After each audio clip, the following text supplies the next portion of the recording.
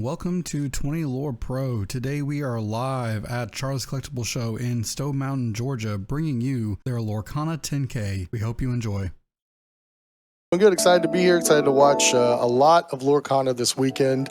Like we just said on the intro, we've got 8 rounds to play today, top 8 to finish out this main event $10,000 prize pool. And then we also have a $2,000 tournament on Sunday as well. So we got a lot of coverage, a lot of Lorcana to play. Hopefully we get to see some new exciting deck lists. But for round 1, we've got Luc Roberts versus Luca Serano, and it looks like we've got the Ruby Amethyst mirror match. Yeah, this can be pretty exciting because there's a lot of new updates into the Ruby Amethyst matchups. Some people are playing the Madrigal, some aren't, and so based on the list that these two are playing, we may see different cards. Yeah, and it looks like Luca's got just the rabbit in play. I think I saw a couple of the Flynn frenemies in hand. That card it's probably actually at its worst in the mirror match, just because your opponent, you can just have the mirror curve out. I guess whoever's on the draw will have the worst of the Sisus, so that could get kind of awkward if you both curve out the Flynn into Sisu line. But other than that, I mean, we've got to see Luca playing the goat, and Luc Roberts has got a snake with a couple damage counters on it, with also a rabbit as well. And honestly, in this matchup, this 4-3 goat, that's kind of a lot of power. That represents some good challenging ability from Luca's side of the board. If I'm not mistaken, too, I believe Luca is also a younger player, 14 years old, if I'm not mistaken. So really great to see some younger Lorcana players come to the scene here today. Yeah, we see Luc play one of the more powerful removal actions in the Ursula's Return set, the Be King Undisputed. That can be sung by a 4-drop, 4-cost uninkable song. So it's a really solid play. Luc traded off some combat with a couple of the characters, and then the rabbit gets to just sing the removal action, and Luca has to basically banish the only character that he still had in play. Luca's got a healthy grip of cards, though. I think I see a Be King Undisputed in their hand as well, but we're going to need to do something about this opposing Queen's Castle. I believe I also saw a Lady Tremaine. Yeah, that's a ton of cards in Luca's hand. They've got a lot of options, but the focus is going to have to be doing something to get this Queen's Castle off the table. That's what I was fixing to say, Hal, is that this rabbit on that Queen's Castle really represents a lot of card draw, even though we're seeing it here with Madame Medusa being banished. Just the ability to have a card whenever it's banished from the rabbit and then possibly drawing off the top from Queen, that represent a lot of power for Luca and resources to have. Yeah, not something you can just let sit around. Now, the Madame Medusa is a step in the right direction. That took care of the rabbit on Luc's side, but it looks like Luc already replaced the rabbit with another one.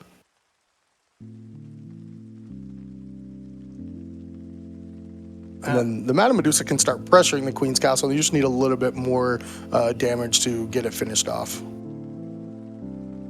What I like seeing here is really trying to see into the players' minds of what split they normally like to do between the Madame Medusa or Lady Tremaine.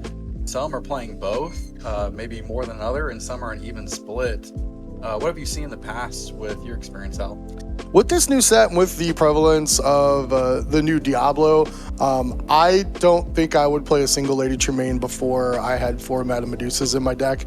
And I actually don't even like 4 Madame Medusas, honestly. I prefer the Lady Tremaine effect that's on Be King Undisputed. So I would rather go with something like 3 Madame Medusas and 3 Be King Undisputed, so that way you have a nice split of the effect, but you don't have to cram in a bunch of the 6-cost non-inkable chair ladies.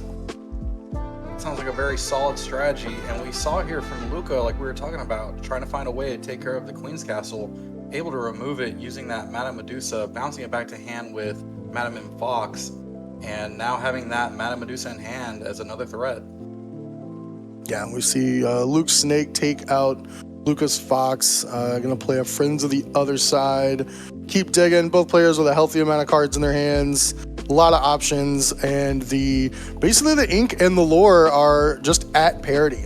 Both players at 5 lore, both players around 7 ink. I think, yeah, they're actually both just at 7 ink, and yeah, both just a ton of cards in hand.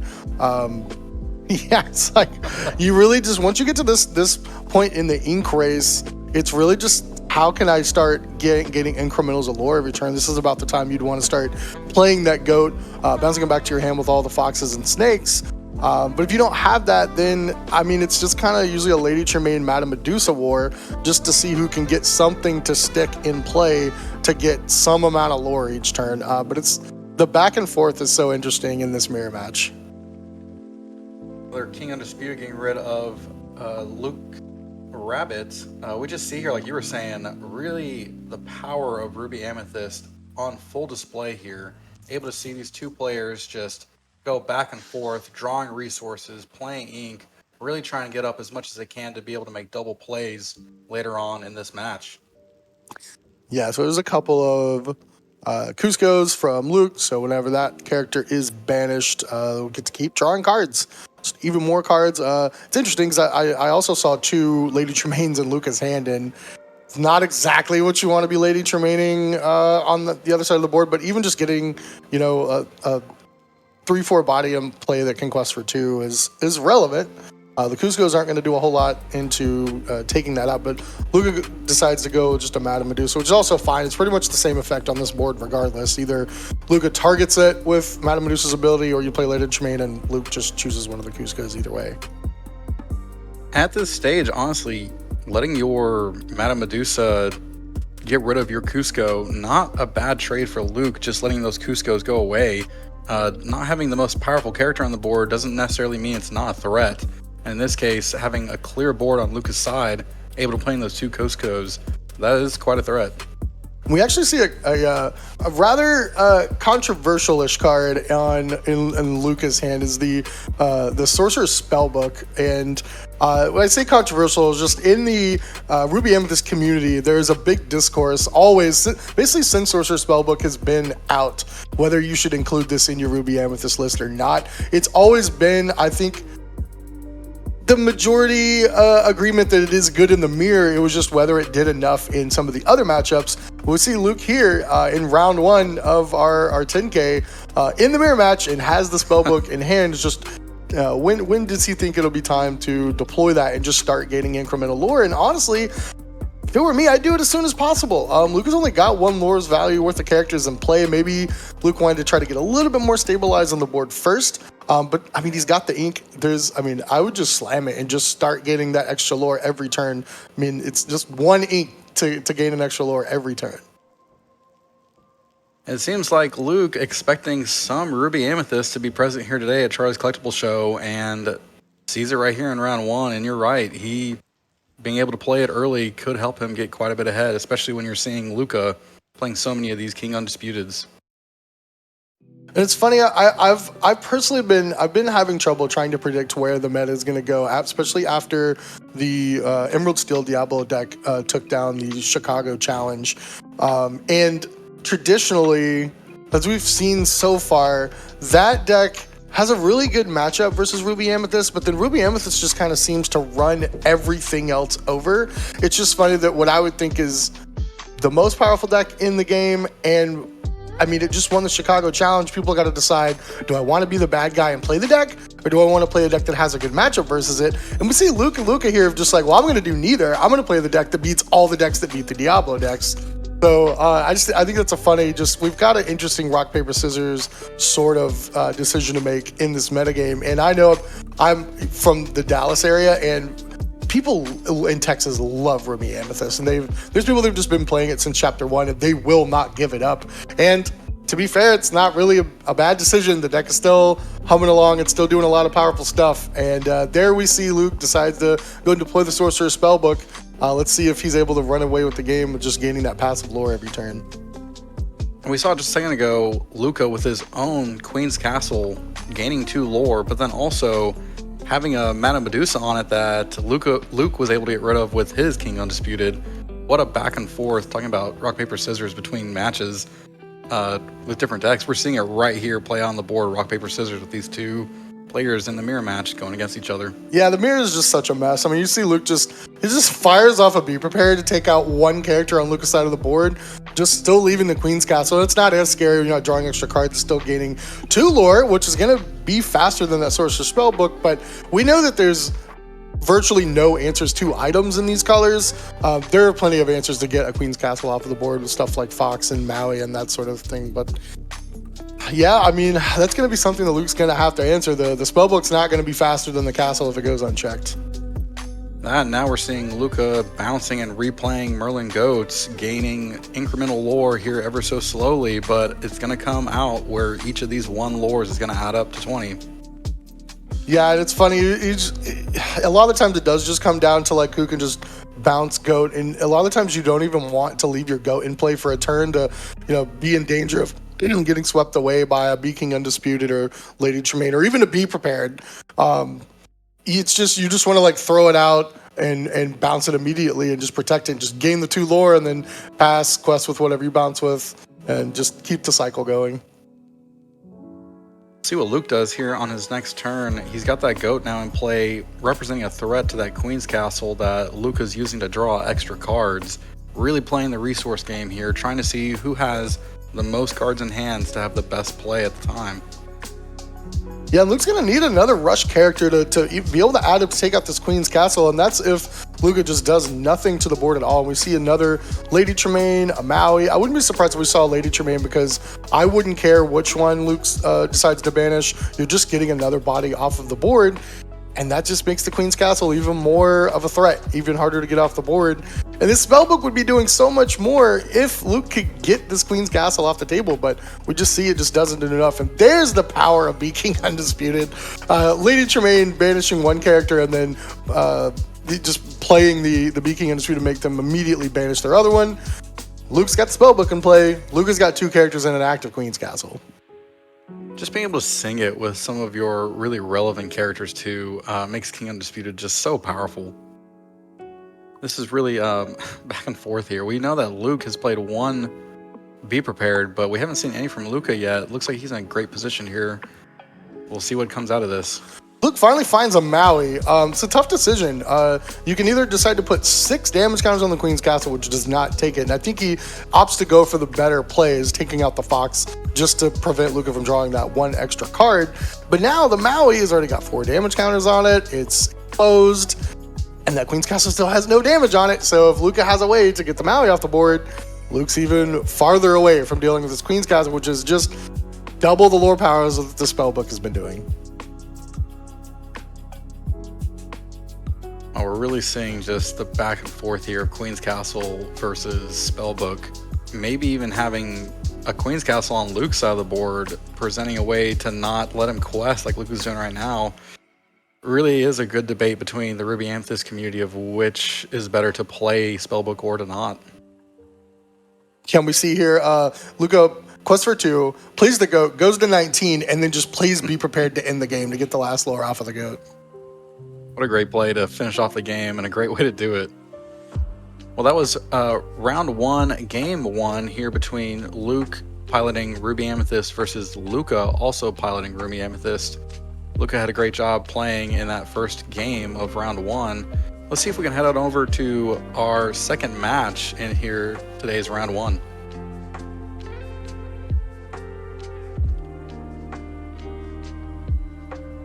And here we have another mirror match between Alfredo and Anakin here at the Charlie Collectible Show Lorcana 10K. We're seeing 2 Emerald Steel decks piloting against each other today. I'm not gonna lie, I really love the flavor of Anakin playing the bad guy deck in the format right now. That's a good flavor.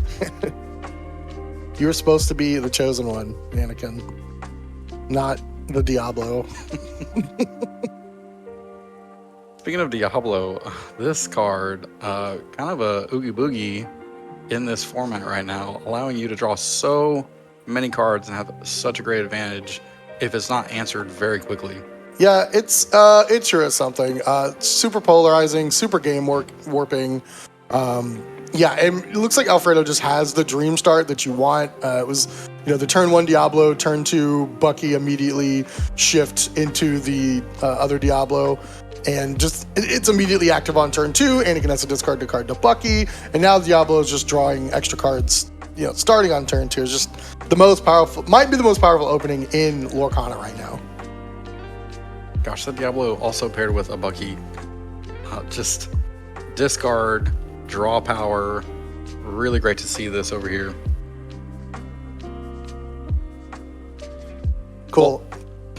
While this match is going on, we're going to head back over to the first match that we were watching between Luc and Luca, piloting Ruby Amethyst in that mirror match.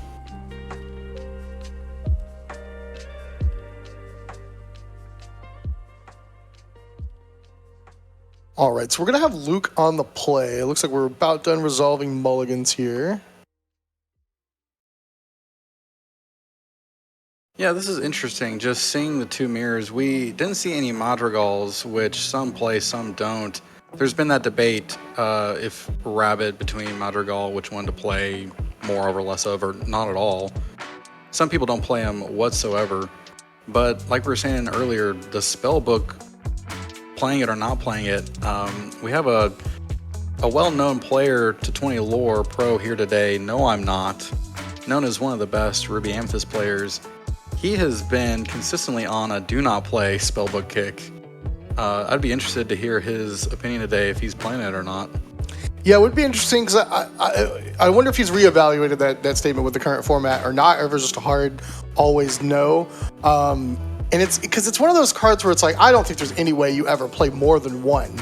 And just one-ofs in this game are pretty interesting. And the card's not inkable, so you're pretty much stuck with it, whether you play it or you're just like a dead card in your hand. We see Luc with pretty much the start you want to see from the Ruby Amethyst side on the play. You got turn 1, 1-drop, turn 2, Flynn Rider, Frenemy. Let's see if Luc just has the dagger and has the turn 3 Sisu as well, which is even better if you're on the play because you're gonna have less cards in your hand. So your opponent will have more cards most likely, and it'll be the biggest thing in play. I've been really loving this Flynn Rider Sisu package, especially the turn 3. It's hard to beat out a card that is that strong based on your opponent's hand size.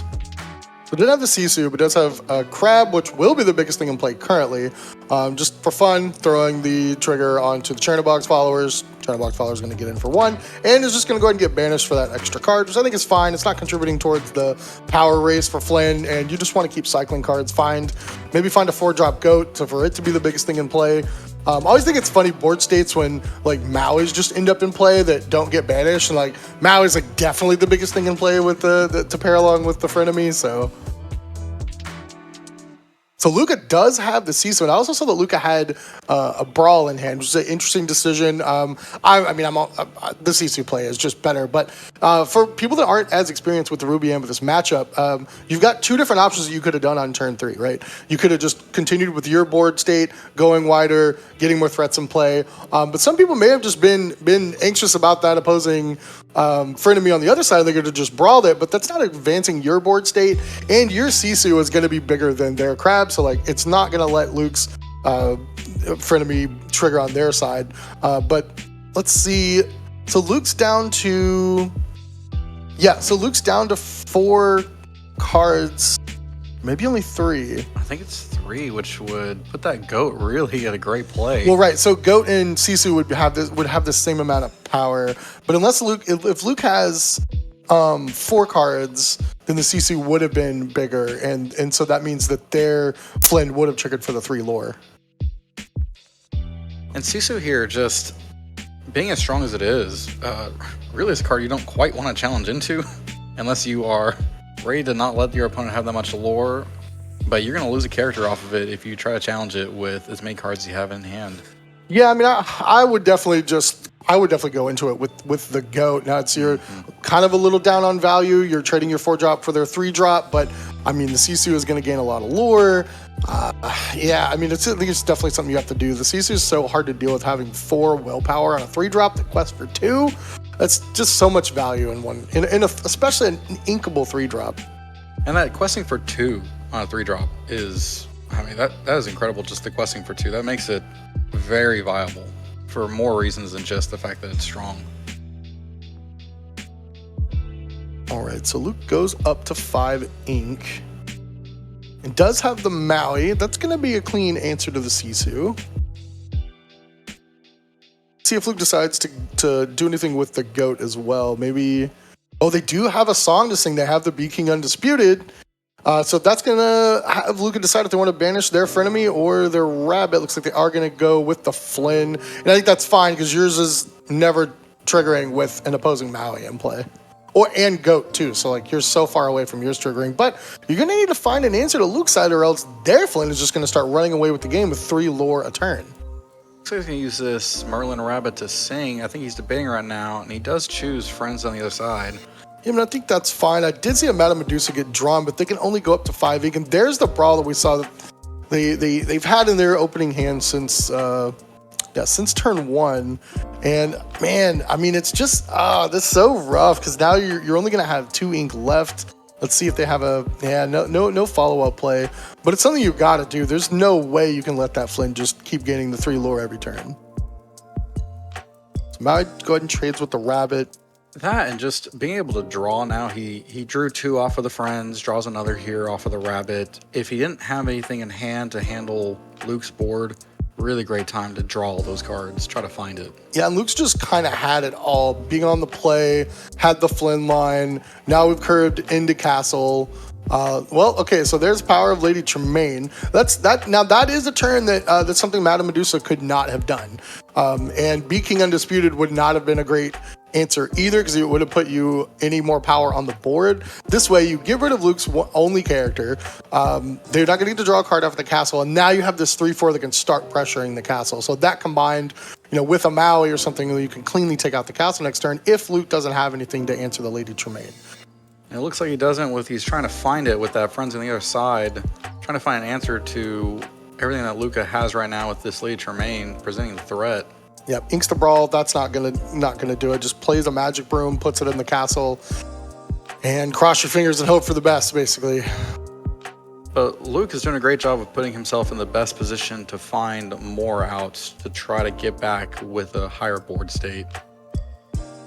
Yeah, Luca's still with just a grip of cards. Still got 6 in hand. Plenty of options. We do see a fox, a rabbit. See if they are able to cleanly take out this Queen's Castle this turn. Otherwise, they may have to do something. I see a Be King Undisputed. Not exactly what you're wanting to do with that, just eating a magic broom. Looks like he was counting, trying to figure out maybe possibly some double plays this turn. They may actually end up having to do the Be King Undisputed just to prevent Luke from drawing an extra card. It looks like Luke is going to go with Rabbit, see what they draw here. And it does look like the Maui, so they can cleanly take out the castle next turn. They're going to go ahead and ink it. So, okay, yeah, this works. So get the Fox, and then you've got 7 for the castle. That's definitely the better play. Yeah, so Luca just needed to get another character into play, so just for Fox food, so they could get the full 7. And Maui is such an interesting card in the mirror because it honestly doesn't feel that good, but it's still so important just for the Queen's Castle scenario. But like otherwise, it's not gaining you lore, it's not advancing your game plan. You have things like Fox that can quest already and stuff that are good answers, and you have a ton of removal with all your Lady Tremaines, Be King Undisputed, Brawl, Madame Medusa, the whole suite. So most of the time, Maui just ends up not being worth it, but still need answers to those Queen's Castles. Luca here has found great ways to deal with what Luke had played in the beginning, especially with that great early start. But being behind now on lore, has to find a way to stabilize. That way he can get back into the lore game. Yeah, only down by 6, and Luke's only representing 2 to 3 lore with the goat. I mean, goat's pretty much 2 lore. Just depending on if they're going to start having bounce effects. But wow, okay, so Luca's just got a Madame Medusa into Sing, Be King Undisputed to wipe Luke's board altogether. How much ink, let's see here, does Luke have? Are we looking at possible Be Prepared range here? Definitely in range. Not sure if Luke's got it in hand, but definitely something I would want to fire off is Luca go ahead and commits 1 more card to the board of the Trinabox followers. And nothing in play that you get punished for Be Preparing, and that he does have it. So that's going to be just a nice, clean answer to the entire board. That's exactly what Luke needed right here, was to be prepared if he did not want Luca to take away the game. Yeah, and Luca's only at 3 lore, Luke at 10, so it's 7 lore deficit there. Wow, Luca rabbits into a Queen's Castle, though. That's going to be a great follow-up after that Be Prepared. Opts to go with the goat, though. Okay. We just wanted to establish more characters in play instead of, yeah, I mean, if you go with the castle there, and so they use that 5th ink for Chernobog's followers. So you could have considered playing the castle and moving the rabbit to the castle, but then if Luc has any sort of removal spell, then Luc is just kind of bear with a Queen's Castle and no other characters. So I do kind of like this line of just going wide on characters first, seeing what Luc's follow-up's going to be, and then maybe go with deploying the castle, so you have a multitude of threats that Luc is going to have to answer. And so we see Luca with a brawl on the rabbit, and then just follow up with the Chernobog's followers of their own. Let's see what Luca decides to do here. Luc starting to run low on cards. I say low on cards, like 2 to 3 cards is just a low amount for Ruby Amethyst. I'm used to them having, like 10.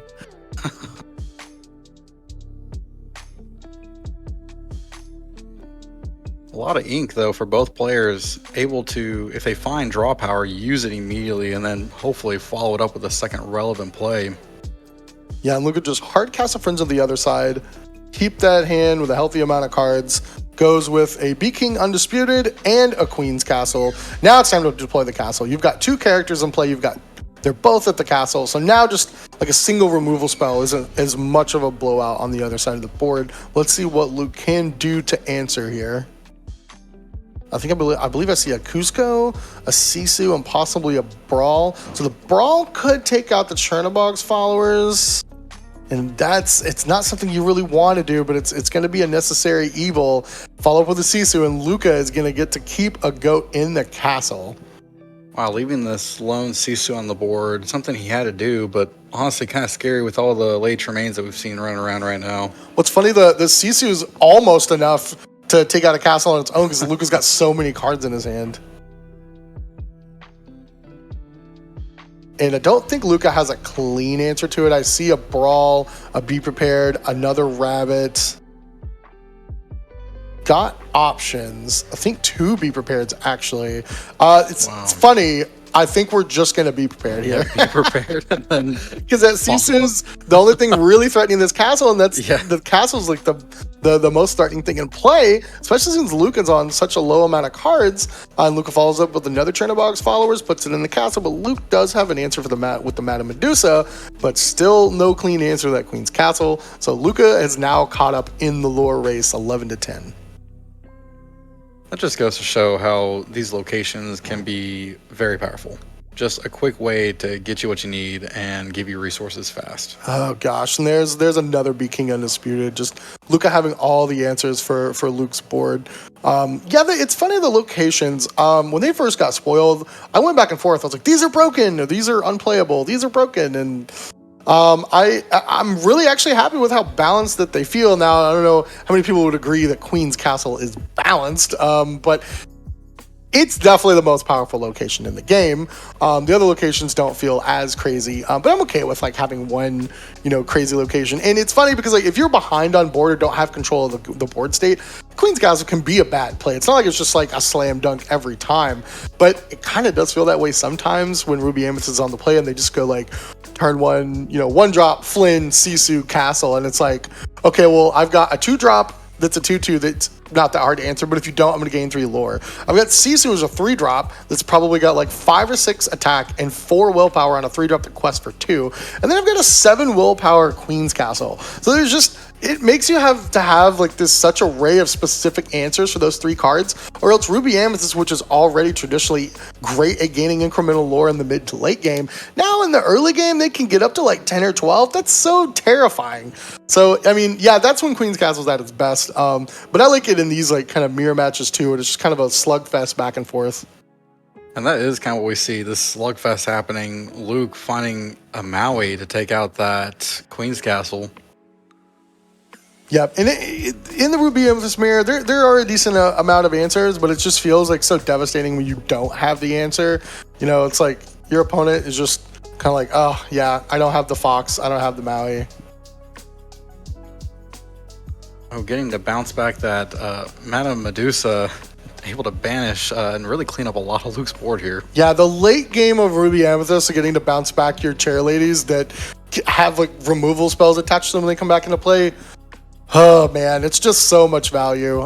If you're new to Lorcana and you've played other TCGs and you like decks with a lot of value, look into Ruby Amethyst. It just has all of the value.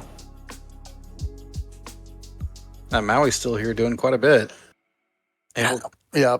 Look at a dangerous amount of lore too. Already at 16, that's the danger zone. Going to 18, potentially actually. It looked like he was about to quest. I guess what they're gonna rabbit first and just see what they have. And I like that. Look at all the extra cards first before you make any decisions. You may want to sing songs, but if you get nothing else and you decide you want to quest, but 16, 17, 18, 19 is the danger zone for Ruby Amethyst. So you just get the goat bounce going and it's just done. There's Luca up to 18. Here's another card that we don't see as much also in the set 4 metagame is the Chapter 1 Amethyst Maleficent. Was definitely been in every other set's iteration of Ruby Amethyst. Yeah, it looks like Luca was able to just finish that one up. But yeah, Maleficent Sorceress, just 3 cost, come into play, draw a card, clean 3-drop, but especially with the new Sisu and Brawls, the 3-drops have been kind of clogged, but yeah, interesting choice to include that in this version of the deck. But yeah, Luca's going to take the match 2 games to 0 in the Ruby Amethyst Mirror. In our other matchup for the Emerald Steel, it looks like Alfredo Flores took the win on that one. And yeah, great first round. Funny that we had 2 mirror matches on the 2 feature matches. We will be right back here shortly when round 2 gets started. We will take a look at some more Lorcana decks.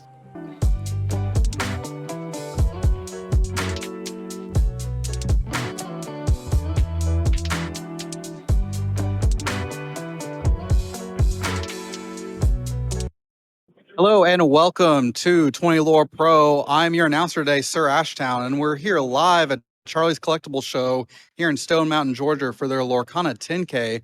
I'm joined here from our round 1 winner, Luca. It's nice to meet you, Luca. How you doing today? I'm good. Finished good 2-0 against Mirror Match. Playing red purple. Matchup went pretty well. He drew not great. Game 2 didn't draw his draw spells. I drew my draw spells. That's how the matchup normally goes, and I won. Yeah, it's just really impressive to see you play the mirror match and to go 2-0 against it. What do you feel like was your best line during that match? I think like holding my castles was really important. Like you want to save them for the late game. A lot of people will just play them out and then you just get rushed down by a Maui, but just have patience in the mirror match. It's really important to just play slow. Like the game's not going anywhere. Neither of you are doing anything unless one of you has a goat. So just play slow and you'll win the matchup. That's great. Thank you so much for that advice. Really appreciate it. And you're not local from us here in Georgia. Where are you coming in from and what's your LGS? I'm from Greensboro, North Carolina. My locals is Dragon's Horde. I play around anywhere, mostly just where tournaments are. Underworld cards and games, also one of my LGS. Mostly just where the tournaments are, I'll go. Yeah, that's great. Have you gotten to go to any of the challenges yet for any of the Disney like bigger events? I did. I played the challenge in Atlanta. I finished fine. I got top 128, which felt decent. I had a rough mirror match where my opponent drew a 4th prep off the top. And then I needed 1 lore, and I drew fox, snake, and couldn't close it out. Oh gosh. Sometimes that's the way it is. When you get to the tournament, sometimes you have a game plan and you run super hot and you get it. Other times your deck just says not today. Happens. Well, hey, any final thoughts on today's tournament and being here at Charlie's Collectible Show? I'm really excited. I came here for the previous 8K. Finished like top 32 and then played the 2K the following day and finished in the top 4. Unfortunate draws against my Mufasa opponent, but it ended up really well. Well, congratulations, Luca, and good luck today. Thank you for coming out today. And thank y'all for being here today with 20 Lore Pro over here on Twitch. We appreciate y'all tuning in today. We're going to have more coverage as the day goes on, and tomorrow we'll have around the top 8 for y'all to watch. We'll also have that 2K tournament, like Luca mentioned before, on Sunday for you to view. So thank y'all for joining us today, and y'all, we'll see you in the next round.